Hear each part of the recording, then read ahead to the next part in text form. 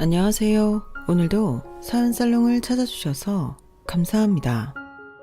저는 군무원으로 근무하고 있는 40대 여성입니다. 저는 17살, 15살, 14살 이렇게 세 남매의 엄마이기도 해요. 그리고 주씨 집안 며느리이기도 하고 저희 집 딸이기도 하고요.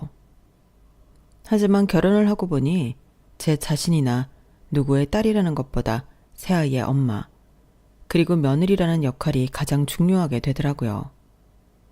그래서 그런데요. 여러분들은 시댁과 친정의 균형을 어떻게 지키고 계신가요? 혹은 본가와 처가의 균형을 어떻게 지키시나요? 저는 그게 참 어려운 것 같아요. 각자 자기 부모님은 자기가 챙기자 이럴 수도 없고요. 두 쪽 다 신경 쓰지 말고 우리끼리 잘 살자 이럴 수도 없잖아요. 그렇다고 두 쪽 다 똑같이, 정말 똑같이 챙겨드리기엔 똑같은 것도 현실적으로 따져보면 어렵더라고요. 정말 어떻게 해야 두 쪽 다 만족시킬 수 있는 건지 마흔이 넘은 지금도 모르겠어요. 더구나 이런 생각도 부부가 같이 해야 의미가 있는 거잖아요. 같이 하고 서로 합의를 해야 하는 일이잖아요. 생각해 보세요. 부부가 양가 부모님에 대한 생각이 다르다고요. 그러면 얼마나 싸우겠어요. 왜 우리 엄마한테는 그렇게 하면서 너희 엄마한테는 저렇게 하냐. 너희 집엔 이런 걸 주면서 우리 집엔 저런 걸 주냐. 흔히 내로남불이라고 하죠. 그런 유치한 싸움과 뼈를 녹이는 서운함이 한도 끝도 없겠죠. 그런데 그걸 제가 겪었어요. 시어머니가 아들 사랑이 대단했어요. 그 사랑을 받고 자란 남편은 늘 시어머니에게 효도를 해야 한다고 그랬죠. 결혼 전엔 그런 남편의 모습을 가정적이라고 생각했는데 결혼 후엔 저한테도 그걸 강요하더라고요. 효부 없는 효자 없다면서요. 그리고 아들을 지나치게 사랑하는 우리 시어머니, 그걸 당연하게 생각했어요. 그래서 저는 저희 부모님에게도 안 하는 효도를 시대게 했어요. 그러면서 남편도 제 친정에 그렇게 하길 바랐죠. 하지만 내로남불이었어요. 남편도 그렇고 시어머니도 그렇고요. 자기가 하면 로맨스, 남이 하면 불륜. 자기가 하면 효도, 남이 하면 과유불급. 그래서 하다못해 저는 폭발했어요. 다행히 폭발한 사람은 저뿐만이 아니었는데 궁금하신가요? 오늘 저는 그 이야기를 해볼까 해요. 20대 초반에 저는 잘 다니던 대학을 중퇴하고 군무원 시험을 준비했어요. 원래는 선생님이 되고 싶었어요. 어릴 때부터 과학을 좋아했는데 그 중에도 물리를 좋아했어요. 물리는 쉽게 말해 공식이죠. 그 공식이 물리학의 도구예요. 공식 하나로 수백 개의 현상이 풀리죠. 전 그게 물리학의 매력이라고 생각했어요. 그리고 그런 생각을 하면서 저는 연구를 할 건지 가르칠 건지 아니면 둘 다 할 건지 고민을 했어요. 그리고 이내 쉽게 물리학을 가르치고 싶다는 생각이 들었죠. 그래서 과학교육과에 진학했어요. 하지만 22살 때 아버지가 급성 심근경색으로 사망하세요. 응급실에 채 도착하지 못하고 돌아가셨죠. 거의 현장에서 사망하신 거라고 의사가 그러더군요. 남은 저희 가족은 저를 포함해서 3명인데요. 엄마, 오빠, 저 이렇게 3명이에요. 그렇게 남은 세 식구는 앞으로의 생계를 걱정할 수밖에 없었어요. 장례식장에서 슬퍼할 겨를이 없었죠. 아버지는 식수를 배달하는 일을 하셨고 그게 저희 가족의 생계 전부였어요. 엄마는 일을 안 했거든요. 그달 벌어 그달 살았죠. 그래서 엄마는 아닌 척 두려워 보였어요. 엄마, 걱정 마세요. 제가 일할게요. 저 올해 졸업했잖아요. 계속 회사 다니려고 준비하고 있었어요. 이미 1차 붙은 것도 있고 면접 잘 준비할게요. 그러니까 너무 걱정하지 마세요. 그리고 선영이 너도 너무 걱정 마. 하던 공부 계속해. 오빠가 어떻게든 학비 마련할 테니까. 두려워하는 엄마에게 오빠는 믿음직스럽게 말했어요. 하지만 전 오빠의 그 말을 듣고 3달 정도 학교를 다니고 중간고사를 본 뒤에 자퇴를 해야 했어요. 오빠의 취직이 잘 되지 않았거든요. 면접에서 계속 떨어졌어요. 그래서 저희 세 식구는 오빠가 편의점 아르바이트를 해서 번 돈으로 생활해야 했어요. 겨우 생활만 가능한 돈이었어요. 제 학비를 댈 수 있는 목돈은 없었죠. 그리고 알고 보니 제 학비도 학자금 대출을 받은 거였더라고요. 그러니 전 막막했어요. 게다가 제가 전액 장학금을 받을 정도로 공부를 잘하지 못했거든요. 그리고 그런 고민을 하다 보니 오히려 성적은 떨어졌죠. 아, 맞아요. 물론 목돈이 있었어요. 아버지가 남긴 돈이 있었어요. 통장에 들어있던 100만 원과 사망보험금이요. 하지만 엄마가 그 돈은 꺼내지 않았어요.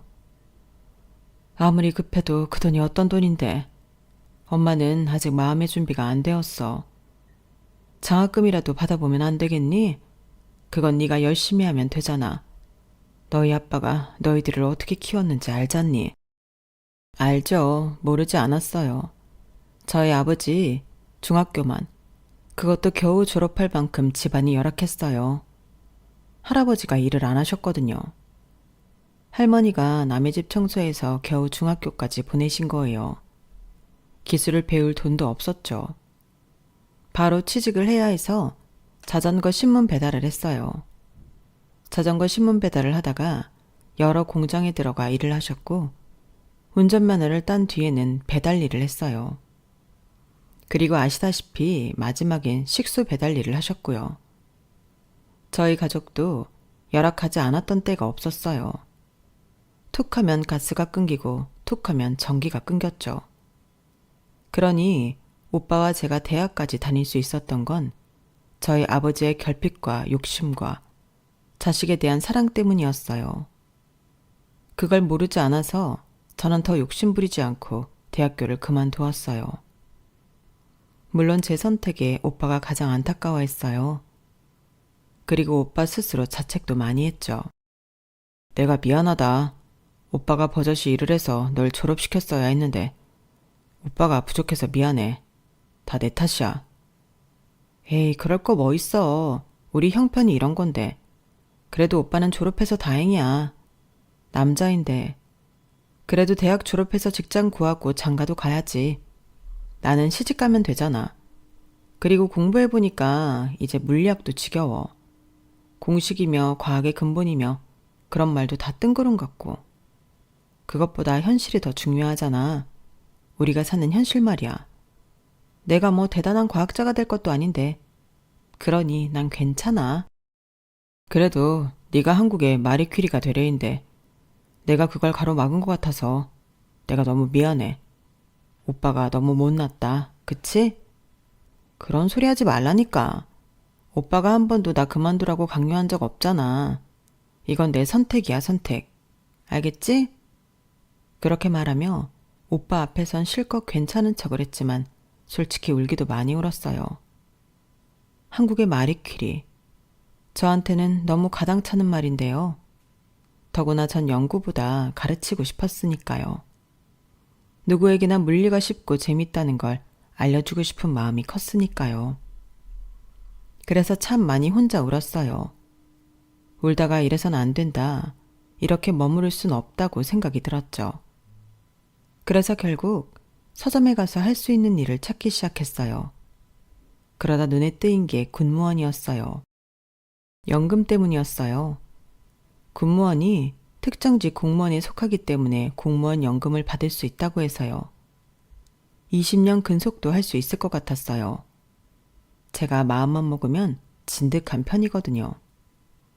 그래서 저는 응시 자격 무관인 행정직렬에 군무원 시험을 준비했어요.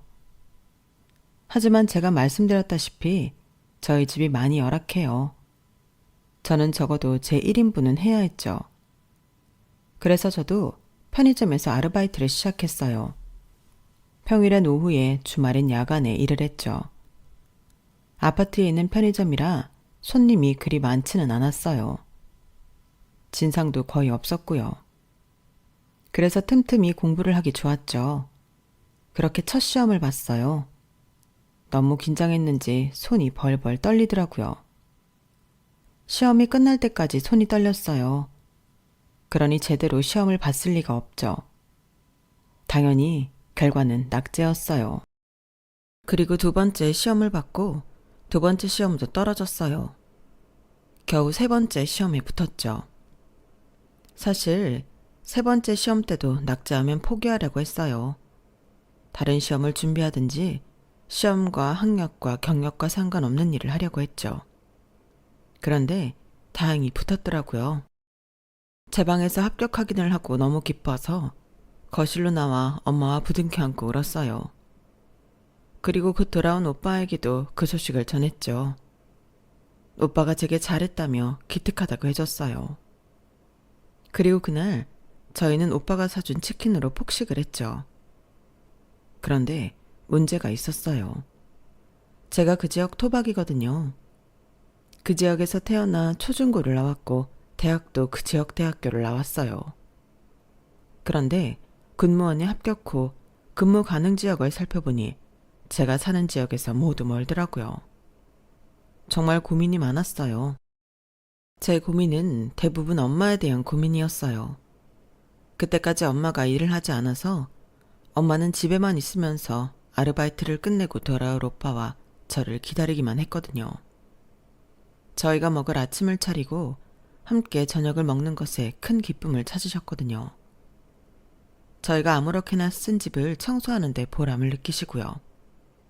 그리고 오빠도 저도 엄마가 그렇다는 것을 모르지 않아서 억지로 아침과 저녁을 먹은 적도 많아요.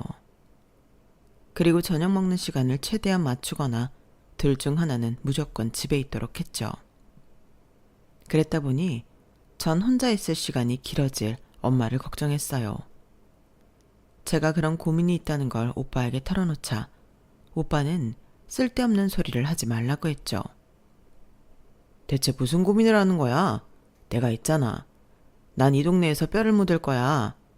아직 결혼을 살 생각도 상대도 없고. 그런데 왜 그런 고민을 해? 선영아, 너는 나를 얼마나 미안하게 만들 생각이야? 네가 그런 생각을 하면, 그런 고민을 하면 오빠로서 내가 너무 무력해져. 너의 길을 가. 엄마는 걱정하지 말고. 엄마는 내가 책임지면 돼. 너는 나를 위해서 너의 길을 가면 돼. 알겠지? 그러면서 오빠는 제가 시집도 가고 아이도 낳는 미래를 그리면서 좋아했어요.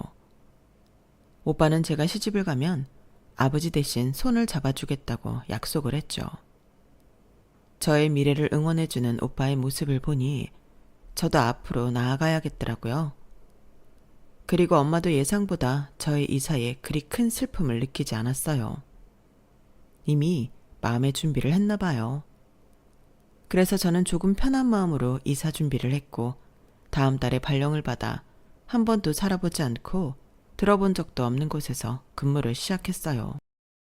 처음 가본 도시, 처음 하는 업무에 적응이 잘 되지 않았어요. 혼나기도 많이 혼났죠. 그리고 저는 여자라서 그런지 군대를 안 다녀와서 위계서열이 강하고 상명하복적인 군대에 적응이 안 되더라고요. 근데 저를 많이 도와준 군인이 있었어요. 그게 바로 저희 남편이에요. 남편은 같은 부서에 일하면서 저를 많이 도와줬어요. 일적으로도 그렇고 마음으로도 그렇고요. 정말 고마웠죠.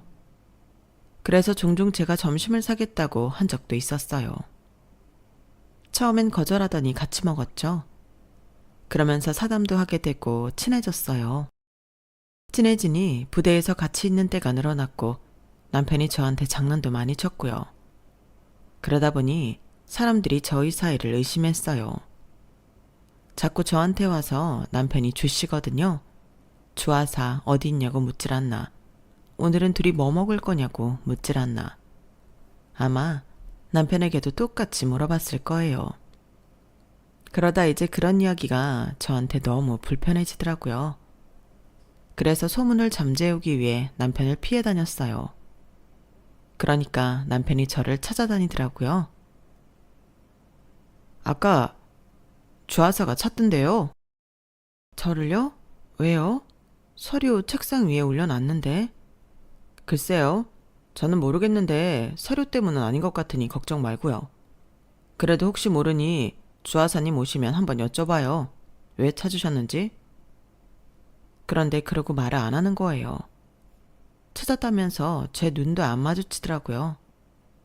그래서 그날 퇴근을 하고 불이 나게 달려가 차에 오르라는 남편을 붙잡았어요. 찾으셨다면서요? 아, 맞아요. 찾았죠. 근데 별로 이야기하고 싶어 하는 것 같지 않길래요. 제가요? 그런 적 없어요. 부대 안에서 도는 소문 때문에 그래요? 그게 불편해서 나 피하는 거예요? 네, 아무래도. 안 불편하세요? 전 안 불편한데. 네? 왜요? 그 소문이 전혀 아니진 않으니까요. 네? 차에 탈래요? 저녁 먹으러 갈 건데. 그러면서 남편이 차에 오르고 저도 얼떨결에 따라 탔어요. 그리고 남편은 숙소로 가서 옷을 갈아입고 오겠다고 했어요. 그래서 저는 평상복을 입은 남편과 처음으로 밖에서 저녁을 먹었고, 그렇게 한 3시간 정도 함께 있다가 남편이 데려다 줬어요. 그때 기분이 어땠냐고요? 너무 떨렸죠. 일단 평상복을 입은 남편을 처음 봐서 신선했어요. 짧은 머리에 단정한 옷차림이 우수하면서도 귀엽더라고요. 그리고 대화는 늘 하던 대로 끊기지 않았고 재미있었어요. 유머 코드가 잘 맞는다는 건 전부터 알고 있었지만 대화가 재미있었어요. 즐거운 시간이라고 생각했어요. 그리고 타이밍 좋게 남편이 묻더라고요. 전 그 소문 즐겼어요. 제대로 대답하지 않은 건 아직 선영 씨의 대답이 잘 가늠이 안 가서. 그러니까 대답해 줄래요? 어때요, 나? 저는 가만히 있다가 고개를 끄덕였어요. 그럼 그렇다고 해요. 서로 좋아하는 사이라고. 남편이 한바구음을 지으며 제 집 앞에 다시 차를 몰았어요. 급출발로 말이에요. 뭐 하는 거예요? 놀란 제가 묻자 남편은 실실 웃으며 말하더라고요. 한 바퀴만, 지금 이 기분으로 딱 한 바퀴만 더 돌아요. 그렇게 한 바퀴만 더 돌고 저를 집 앞에 내려줬어요. 그렇게 저희는 연인이 되었죠. 그리고 연인이 된 지 1년도 채 되지 않아 아이가 생겼어요. 아이가 생겨서 급하게 결혼 날짜를 잡아 결혼을 했고, 부대 내 관사에서 살게 되었어요. 거리가 가까워서 임신을 한 상태에서도 근무를 했어요. 남편이 데려다 주었고 데리러 왔죠. 큰 무리는 없었어요. 그동안 남편은 중사로 진급했어요. 그 해는 진급 욕심을 내지 않았는데 운 좋게 진급이 되었죠. 그러자 남편은 저희 사이에 생긴 아이를 복덩이라고 불렀어요. 우리 애기가 복덩이라니까? 우리 애 덕분에 내가 진급한 거야. 그런 의미에서 자기를 만난 것도 내 인생에서 아주 큰 행운이지. 정말 고마워. 우리 꼭 건강하게 아기 키우자. 행복하게 키우자. 남편의 말뿐만 아니라 임신 중에 저에게 정말 잘했어요. 중사로 진급하면서 회식이 정말 많았지만 심하게 취해서 들어온 적도 없고, 들어와서 곱게 잠을 자거나 오히려 제가 하지 않은 설거지를 하고 자곤 했어요. 그리고 주말이 되면 저에게 좋은 것만 먹이고 보이고 들려주려고 온갖 노력을 했어요. 저에게 좋은 고기를 먹이겠다며 1등급 한우도 사오고요. 제가 딸기를 먹고 싶어 했다고 딸기가 나오지 않는 계절에 비싼 돈 주고 딸기도 사오고요. 저한테 좋은 음악 들려준다고 LP판도 사오고 텐테이블도 사오고요. 정말 주변에서 난리 부르스를 친다고 했어요. 하지만 그래서 전 행복한 임신 기간을 보냈어요. 임신 중이 제 인생 중 가장 행복했던 것 같아요. 누군가에게 이토록 사랑받는다는 거 부모에게서도 느끼지 못했던 것 같거든요. 그래서 정말 행복했어요. 물론 그게 저는 입덧도 먹덧도 없었기 때문인지도 몰라요. 신기하게 전 다 잘 먹었어요. 당연히 배도 불러 무겁고 뭉치고 허리도 아프고 했지만 먹는 걸 잘 먹을 수 있다는 게 큰 복이더라고요. 그래서 전 임신하면서 둘째도 가져야겠다고 생각했어요. 마음만 먹으면 셋째도 가질 수 있겠다 생각했죠. 하지만 그 행복은 오래가지 않았어요. 걱정은 아이를 낳으니 오더라고요. 저는 육아휴직 기간이 너무 괴로웠어요. 아이를 보느라 일을 쉬는 거지만 3년 동안 그토록 고생해서 얻은 일자리인데 육아휴직을 이유로 잘릴까 엄청 걱정했죠. 그런데 갓난아이를 맡길 데가 없는 거예요. 그 해에 영세 어린이집이 이제 막 오픈하긴 했는데 이제 막 오픈해서 우려가 컸어요. 걱정이 이만저만이 아니었죠. 영세 어린이집은 나도 당신도 불안하잖아. 그러니까 우리 어머님한테 부탁하면 안 될까? 매달 용돈도 좀 드리고. 우리가 믿을 수 있는 사람이 어머님 말고 더 있겠어? 자기가 한번 말씀드려봐. 나 빨리 복직하고 싶어. 매일매일이 불안해. 그렇다고 자기가 애 좀 클 동안 우리 엄마랑 살 것도 아니잖아. 어? 아우, 당연히 아니지. 어떻게 장모님이랑 같이 사냐? 집도 이렇게 조그만데. 그런데 우리 엄마 안 될걸? 우리 엄마 애들은 질색하는 사람이야. 우리 셋 키운 것도 기적이라니까? 어? 그럴 리가. 어머님 자기 엄청 아끼잖아. 맨날 우리 지훈이 그러시잖아. 그건 자기 아들이니까 그런 거고. 우리 누나나 다른 사촌들이나 지나가는 애들한테 하는 거 봐봐. 냉정하다니까. 우리 엄마는 물어보지 않아도 답 나와. 그럼 어떻게 하자고? 설마 나보고 일 그만두라는 건 아니지? 그것도 고려해봐야 하지 않을까? 뭐? 내가 이 직장 어떻게 구한 건지 자기도 모르지 않으면서 그런다? 나 절대 일 그만 못 둬. 정년까지 할 거야. 그럼 베이비시터 구하던지 못 믿어도 어린이집 보내야지. 어쩔 수 있나? 왜 그렇게 남 이야기 하듯이 말해. 언제는 복덩이라면서. 그건 여전히 그렇다고 생각해. 그냥 나는 방법이 정 없으면 어쩔 수 없다는 거지. 남편은 그런 식으로 나왔고 그래서 결국 전 제가 직접 시어머니에게 물어봤어요. 어머니, 지금 곶감이 나왔길래 사왔어요. 어머니 곶감 좋아하시잖아요. 네가 웬일이냐? 지훈이랑 아니면 안 오는 애가? 사실 시어머니는 처음부터 저를 좋아하지 않았어요. 제가 혼전 임신을 했잖아요. 그래서 시어머니는 제가 앞일 창창한 남편을 고생길로 인도했다고 생각했죠. 그래서 상견례 때도 제가 혼전 임신한 걸 꼭 집어 이야기했어요. 사람 일이 순서라는 게 있는데 안 그렇습니까? 등고잡이라는 말이 있잖아요. 높은 곳을 오르려면 낮은 것부터 올라야죠. 저는 걱정이 돼서 그럽니다. 사람들이 남 이야기를 얼마나 좋아하는데요. 아닌 척해도 다 그런 얘기 할 텐데. 저는 제 아들도 아들이지만 제 며느리 될 애가 걱정이 되어서 자꾸 말하는 겁니다. 그리고 저희 아들이 지금 대단히 잘 버는 것도 아니고 가정을 이루기엔 부족한데 그것도 걱정이 되고요. 저도 그렇고 사돈어른도 그렇고 해줄 수 있는 게 많지 않잖아요. 그리고 시어머니는 제가 가난하게 자란 것도 마음에 안 들어 했죠. 아버지가 돌아가시고 어머니 혼자 사시는 것도 그리고 그걸 오빠가 부양하고 있다는 것도 마음에 들어하지 않았어요. 혹여나 자기 아들이 돈이라도 대줘야 할까봐 걱정하는 눈치였죠. 그래서 상견례가 끝나고 제가 좀 서운했는데 다행히 남편이 저를 안심시키더라고요. 우리 엄마가 나를 너무 사랑해서 우려하는 거지 별뜻 없어. 그리고 각자 부모님은 각자 챙기는 거니까 자기가 장모님한테 뭘 하든 난 신경 안 써.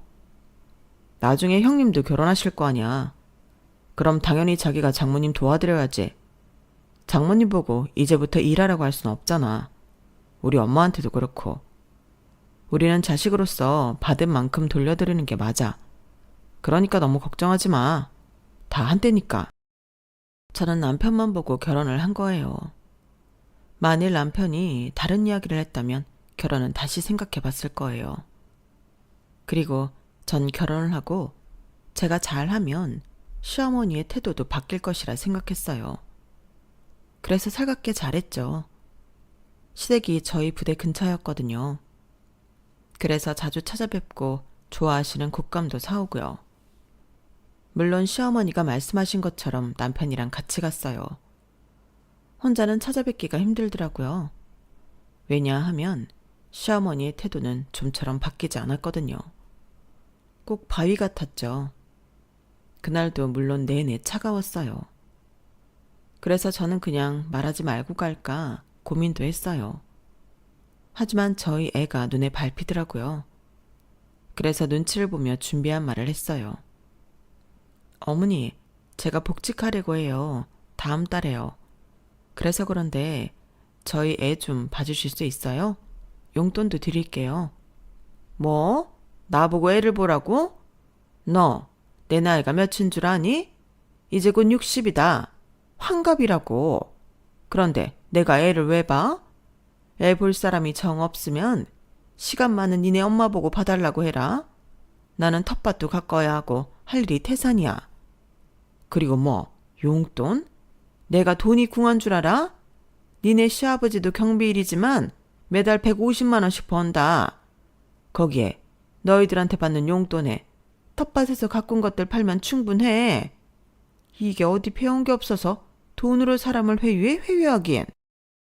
돈으로 회유하는 게 아니라 그래도 텃밭 가꾸시면서 몸고생하시는 것보다 자식 같은 손자 보면서 용돈 받으시는 게 낫잖아요. 제가 많이는 못 드려도 용돈보다는 많이 챙겨드릴게요. 어머니, 그래도 손자라고 좋아하셨잖아요. 말이 손자지. 너를 꼭 빼닮아선 딸은 아빠 닮고 아들은 엄마 닮는다더니 그게 꼭 네 이야기다. 내가 손자라서 좋아했던 것도 우리 아들 닮은 손자라고 생각해서 좋아했던 거지. 너 닮은 손자는 필요 없어. 너 집에 있는 가지랑 감자나 좀 들고 가라. 볶음하고 조림해. 그러면서 시어머니는 베란다에서 부스럭부스럭 제가 가져갈 것들을 챙겨주기 시작했어요. 저는 괜히 한 번 더 도전했어요. 어머니, 정말 어떻게 안 될까요? 제가 용 맡길 데가 없어요. 아니, 이 애가? 나는 애 보기 싫다니까. 내 주변에 애 봐주는 친구들 보면 하나같이 인생을 2번 사는 것 같다더라. 내 자식으로 1번 키웠으면 됐지. 2번은 뭐하러 키워? 네가 나를 늙어 죽이려고 작정을 했구나. 이거나 가져가. 그렇게 저는 첫째를 영세 어린이집에 맡기고 복직할 수밖에 없었어요. 매일매일이 불안의 연속이었어요. 혹시나 아이를 떨어뜨리지 않을까 얼마나 걱정했다고요. 그리고 이후 둘째를 갖기까지 3년이 걸렸어요. 복직을 하고 자리를 잡아야 했거든요. 그리고 둘째를 낳고서는 이왕 셋까지 낳을 거 연년생으로 가져버리자 싶어서 셋째를 바로 가졌어요. 그리고 첫째와 마찬가지로 모두 영세 어린이집을 보냈어요. 친정에서 이 소식을 듣고 엄마가 너무 미안해했어요. 내가 근처에 있었으면 봐줬을 텐데. 아니 엄마, 그래도 어린이집도 괜찮더라. 내가 너무 걱정했나 봐. 애들도 잘 크고 있고 어린이집 활동도 너무 좋아해. 그리고 나도 복직해야 했으니까 후회는 안 해. 덕분에 내가 복직해서 자리 잡았잖아. 부대에서 나 일 잘한다고 소문 자자해. 하지만 정말이었어요. 어린이집 덕분에 전 복직을 해서 자리를 잡았으니까요. 정말 그해 영세 어린이집이 생긴 게 얼마나 다행이에요. 그렇게 아이들은 커가고 저는 승진도 하고 남편도 승진했고요. 탄탄대로였어요. 하지만 잊고 있던 게 있었죠. 바로 남편은 전속이요. 남편이 전속 결정이 났어요. 지금 사는 곳에서 차로 4시간은 좋게 달려야 하는 곳이에요. 아이가 어리니 군대에서 봐줄 거라고 안일하게 생각했는데 아니더라고요. 남편은 심각하게 같이 가자고 하더군요. 하지만 저는 그곳으로 전속 갈 수 없었고 결국 남편의 말은 제가 일을 그만두라는 거였어요. 나는 일 그만둘 수 없어. 내가 어떻게 잡은 직장인데 4년이잖아. 4년만 당신 고생할 수 없겠어? 나 승진한 지 얼마나 되었다고. 여보, 어떻게 가족이 흩어지니? 애들이 아빠 없이 지내면 아빠는 잊혀지게 되어 있어. 난 아빠의 빈자리를 만들고 싶지 않아. 아빠의 빈자리가 큰 거 당신이 더 잘 알잖아. 결핍을 만들어주고 싶지 않아. 그러니까 최대한 내 방향대로 생각해줬으면 좋겠어. 남편의 생각은 견고했고 그리고 그 이야기는 시어머니에게까지 들어갔어요. 시어머니도 제게 일을 그만둘 것을 강요했죠. 너 일 그만두지 않겠다고 했다며? 내가 이래서 결혼 반대했던 거야.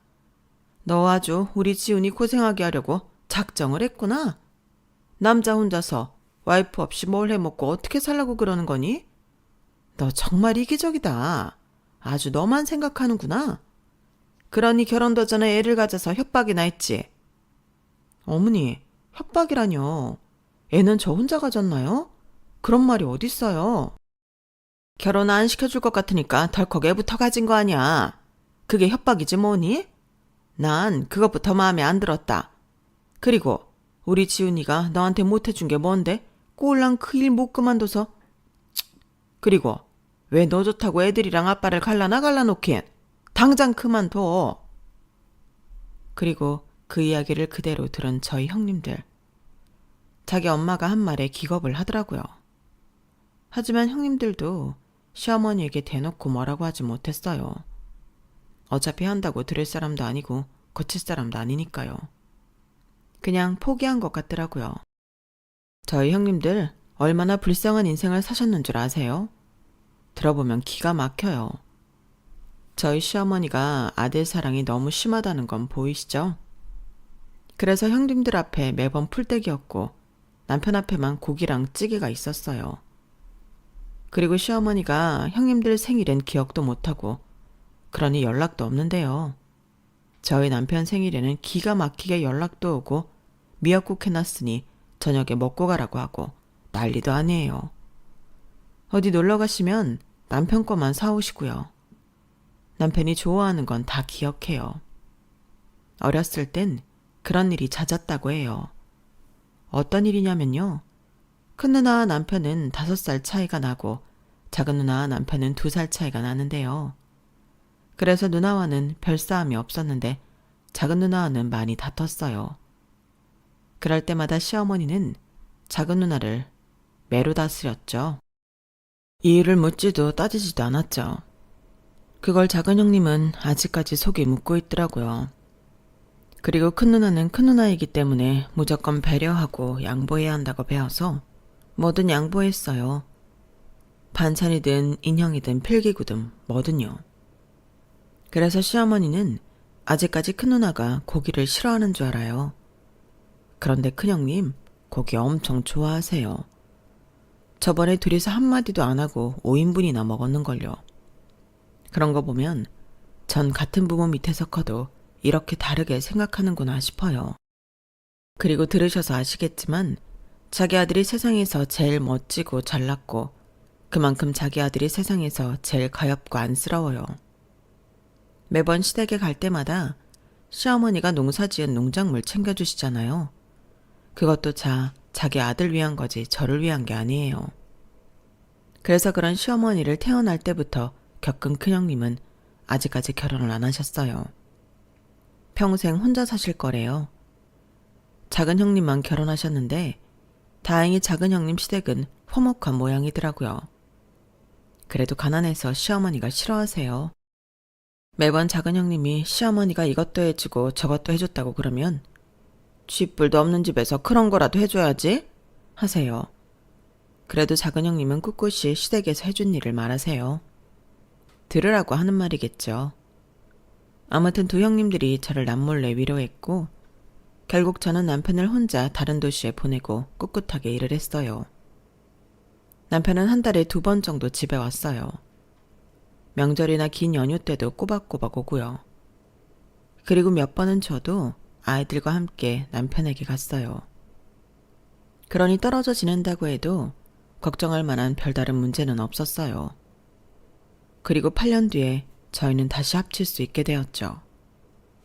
8년 만에 합치게 되니 남편과 꼭 신혼 때로 돌아온 것 같이 설레이더라고요. 애들도 같이 신나하고요. 시어머니도 신나셨죠. 그런데 남편이 그러더라고요. 다시 합치게 되어 돌아왔으니 시어머니에게 용돈이라도 주고 싶다고요. 그런데 저희가 이사를 한 게 설날 앞주였어요. 설날 용돈도 드리는데 더 드리자고? 아들 온 거 기쁘잖아. 그러면서 봉투에 120만 원을 넣더라고요. 저는 너무 놀랐죠. 저희 각자 부모는 각자가 챙기기로 했지만 약속한 게 있거든요. 명절 용돈이나 생식 용돈은 시댁 40만 원, 친정 30만 원으로 한다고요. 왜 친정이 더 적은지는 말 안 해도 아시죠? 저희는 아버지가 없잖아요. 그래서 적은 거예요. 그리고 그 액수와 제한은 제가 한 게 아니라 남편이 한 거예요. 그러니 왜 120만 원이지? 저는 생각했죠. 왜 120만 원이야? 80만 원을 더 드린다고? 그러자 남편이 아차 하더라고요. 뭔가 이상했어요. 저는 남편에게 똑바로 말하라고 했죠. 사실은 그동안 내가 더 보태서 드렸어. 100만 원. 근데 내 월급에서 제한 거니까 괜찮지? 그러는데 제가 서운하더라고요. 저희 엄마, 결국엔 오빠가 8년 전에 장가를 가고 그 후로 2년 뒤에 어린이집 조리부에서 일을 시작했거든요. 아무래도 당신 때문에 늦게 결혼한 오빠에게 손을 벌리고 싶지 않은 모양이었어요. 게다가 저는 애가 셋이라 여윳돈이 없었고요.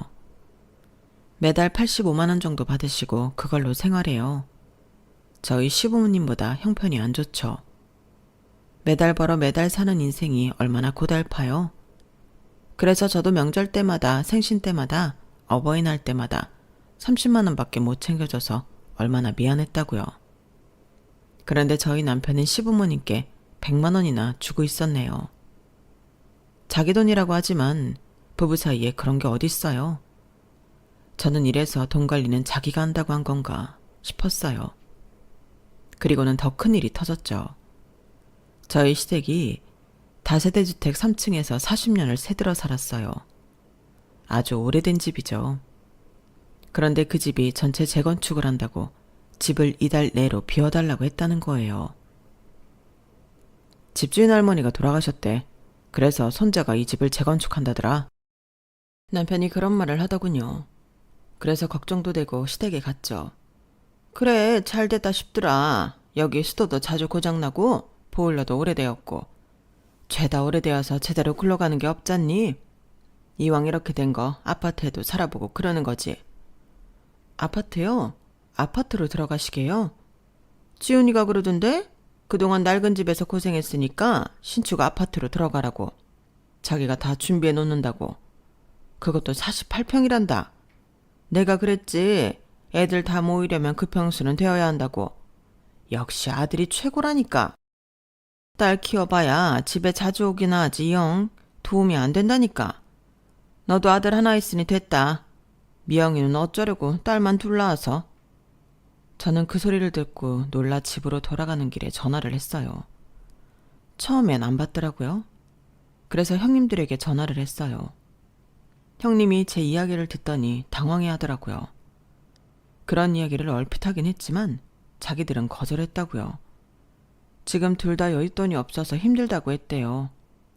그리고 그때 마침 남편에게서 전화가 와서 물으니 뻔뻔하게 굴더라고요. 누나랑 다 이야기했어. 셋이 아파트 한 채 해주자고. 어머니랑 아버지 우리 셋 키우느라 고생했잖아. 이 정도는 받을 자격 있지. 안 그래? 누나들이 거절했다는데 무슨 소리야?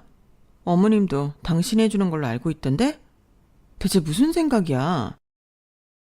벌써 누나들이랑 통화했어? 당신 발 빠르다. 그럼 사실대로 말할게. 우리 엄마랑 아버지한테 집 해주자. 어때? 뭐가 어때야? 아무리 그렇다고 신축 아파트를 사준다고 그래? 그것도 48평짜리? 우리는 못 사는 걸. 그리고 그럼 우리 집에는 뭐 해줄 건데? 에이, 자기 집은 사람이 많이 없잖아. 자기랑 형님 둘뿐인데 그것도 형님은 아직 애도 없고 그리고 그 나이에 애 생기지도 않을 텐데 그러니 정 좁으면 이제 형님 댁에서 모이면 되지. 그게 무슨 말이야? 그리고 당신 돈이 어디 있어? 당신 적금 든 거 있잖아. 꽤 모였던데? 당신 보면 참 근성이 대단해. 어떻게 돈을 이렇게 모았어? 그리고 그참에 하나 더 부탁하고 싶은데 혹시 자기 이름으로 대출 좀 받아줄 수 있어? 당신 드디어 미쳤구나. 아, 그래. 내가 장모님 집도 나중에 여유되면 해드릴게. 약속해, 약속. 그러길래 제가 생각해보겠다고 했어요. 그런데 다음날에 적금 해지 문자가 오더라고요. 당장 짐 빼라는데 어떻게 해. 당장 다음 주에 빼라잖아. 나도 어떻게 상의할 시간이 없었어. 정말 미안해. 내가 장모님한테도 꼭 그에 맞게 보답할게. 어? 이사가 곧 다음 주라는데 시부모님을 땅바닥에 내동댕이 칠 수는 없고 그래서 저는 대출까지 해서 집을 해드렸어요. 그리고 형님들도 제가 안쓰러워서 500만 원씩 해주셨고요. 그렇게 48평 신축 아파트를 시댁에 선물. 아니, 선물도 아니죠. 남편은 꼭 자기가 돈을 다 댄 것처럼 굴더라고요. 그래서 왜 그러냐고 물었어요. 아니, 그 집이 자기 명의라는 거 알면 자기만 귀찮아진다니까? 그리고 괜히 우리 엄마 아버지도 자기한테 미안해하고 그러면 불편하잖아. 그치? 그리고 나도 좀 효도하자.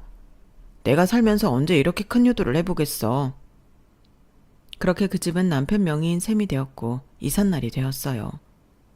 저희 가족 애들까지 다 모였고 형님들도 모였어요.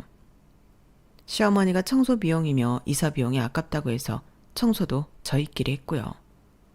트럭 2대를 빌려 이사도 저희끼리 했어요. 이사가 거의 끝나고 해도 거의 저물었을 때 남편은 이제 그만하고 식사를 하자고 했죠. 그런데 시어머니가 남편을 제외한 저희 가족을 보더니 그냥 가라는 거예요. 네? 일하지도 않은 것들까지 내가 사야 하니? 꼴랑 가벼운 거 몇 개 옮기고 방 조금 닦아놓고서 저녁값 아깝다. 그리고 넌 참 생각이 짧다. 이렇게 부산스러운 데에 네 새끼들까지 끌고 오면 어떡해? 괜히 돈이나 축내고. 그러니까 빨리 가. 저는 그 순간 퓨즈가 끊어진 것 같은 느낌이 들더라고요. 탁 하고요. 그리고 제가 결혼 생활 내내 받은 상처와 수모가 수포처럼 퍼졌고요. 그래서 휴대폰을 들었어요. 아, 그러세요? 그렇게 아까우면 이 집 뺄게요. 아, 네, 수고하십니다. 저희 1102호인데요. 오늘 이사했거든요. 그런데 이 집 팔려고요. 네, 정말요? 어머니, 그래도 되죠? 너 지금 무슨 짓이냐? 아, 모르시죠? 이 집 제 명의예요. 잘난 아드님 명의가 아니라요. 뭐? 제 명의라고요. 제가 몇 년간 모아온 적금이랑 대출로 산 제 명의 아파트예요.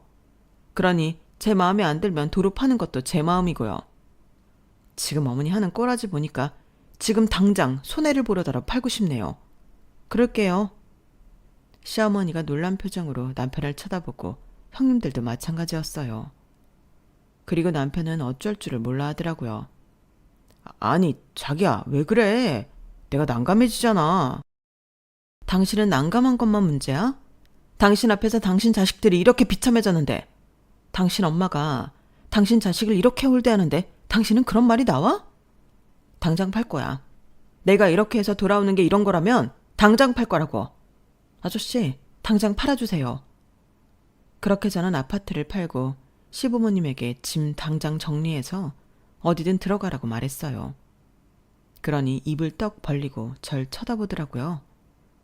어머니, 지금 입 벌리고 절 보실 때가 아니에요. 지금 당장 월세방이라도 구해보세요.